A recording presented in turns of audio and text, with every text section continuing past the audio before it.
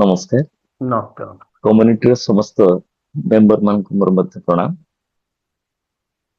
Sir, ମୋର ମୁଁ ଜଗତସିଂହପୁର ଜିଲ୍ଲାରେ ଜଏନ କରିଛି ଆପଣଙ୍କ ସହିତ।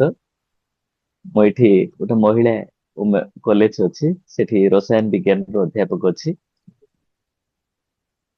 ଆପଣଙ୍କ ସହିତ ଜଏନ କରିବା ଆଜିକି ପ୍ରାୟ 1.5 ବର୍ଷ ହବ।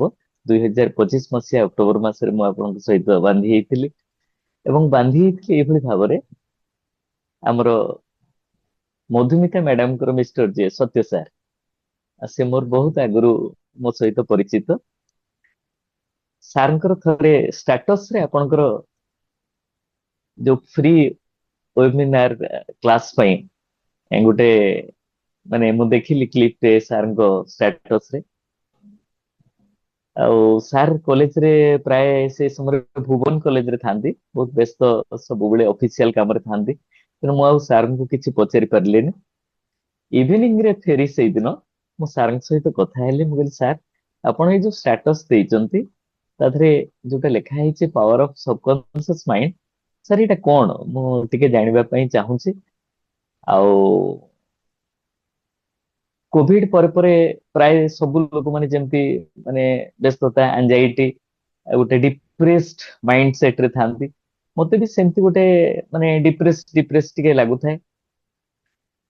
ତେଣୁ ମୁଁ ସେଇଠୁ ସାର୍ଙ୍କୁ ପଚାରିଲି, ମୁଁ କହିଲି ସାର୍, ମତେ ଟିକେ କଣ ଏ ପାୱାର ଅଫ ସବକନସିୟସ ମାଇଣ୍ଡ କଥା କହୁନାହାନ୍ତି।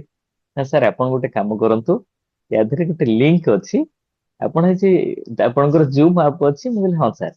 ନା ଆପଣ ଜଏନ କରନ୍ତୁ ଏବଂ ସାର୍ଙ୍କ କଥା ଟିକେ ଆଗ ଶୁଣନ୍ତୁ। ସାର୍, ମୁଁ ସାର୍ଙ୍କ କଥା ଅନୁସାରେ ଆପଣଙ୍କ ସହିତ ଜଏନ କଲି। ଜଏନ କଲା ପରେ ମୋ ପରିବାରର ପୁଅ, ମିସେସ୍, ଏମାନେ ସମସ୍ତେ ମଧ୍ୟ ଆପଣଙ୍କ ସହିତ ଇନଡାଇରେକ୍ଟଲି ଆସୋସିଏଟେଡ ହେଇକରି ଅଛନ୍ତି ବର୍ତ୍ତମାନ ସୁଦ୍ଧା।